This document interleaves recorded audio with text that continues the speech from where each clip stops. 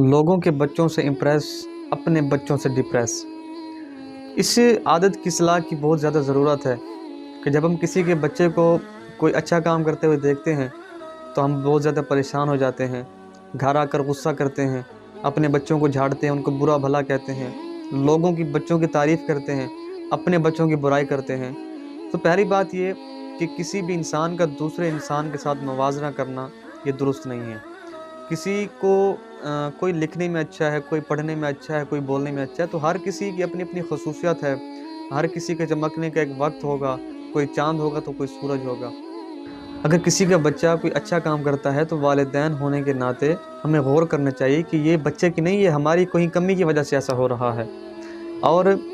اگر جس طرح کوئی بچہ اچھا قرآن پاک پڑھتا ہے، اچھی ریڈنگ کرتا ہے اور اچھے انداز میں وہ پڑھنا لکھنا جانتا ہے، سمجھتا ہے، تو ہمیں پہلے خود کو سیکھنا چاہیے اور اس بچے سے پوچھنا چاہیے کہ یار آپ کے اندر یہ عادت کیسے منتقل ہوئی، یہ آپ کے اندر عادت کیسے آئی، اور اس پر خود بھی عمل کیجئے۔ اس کے بعد اپنے بچوں کو اس کی جو ہے نا ترغیب دلائیے۔ اور تیسری بات کہ اس طرح کی بات کرنے سے بچے کو احساس کمتری کا شکار ہونا پڑ جاتا ہے۔ بچے پر دباؤ دینا اور ایسے ایسے لوگوں کی مثالیں بھی نہ دیں، بولنے سے پہلے سوچ لیا کریں، اچھے لوگوں کی مثال دیں کہ یار فلاں نماز اچھی پڑھتا ہے، ہم بھی ایسے نماز پڑھیں گے تاکہ ہم جنت میں ساتھ ہوں، فلاں قرآن اچھا پڑھتا ہے، اب جو ہے نا ہم نماز مل کے پڑھیں گے تاکہ ہم جنت میں ایک ساتھ ہوں، آپ ماشاءاللہ میری بات مانتے ہو، بات سمجھتے ہو، آپ کوشش بھی بہت اچھی کرتے ہو۔ اس طرح کی ان کو جو ہے نا آپ باتیں بتائیں، ان کو اپریشیٹ کریں، ان کو احساس کمتری کا شکار نہ دیں، کیونکہ جب اس کو آپ احساس کمتری کا شکار کرائیں گے تو وہ اس کی جو محبت و لگن بڑھ رہی تھی اب وہ بڑھنے کے بجائے گھٹ جاتی ہے،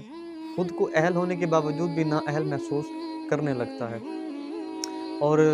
دوسری بات یہ بھی آپ نے ذہن میں رکھنی ہے کہ نماز کے وقت خود بھی جائے نماز پہ ہوں اور اپنے بچوں کی بھی نماز پڑھائیں۔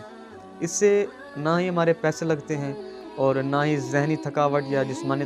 تھکاوٹ کا مسئلہ ہوتا ہے، اور یہ ایک آسان سا ہتھیار ہے جس کو ہم بہت ہی کم استعمال میں لاتے ہیں۔ تو بچے کو احساس کمتری نہ دیں، اس کو جذبہ دیں، اس کو حوصلہ دیں، اس کو محبت دیں۔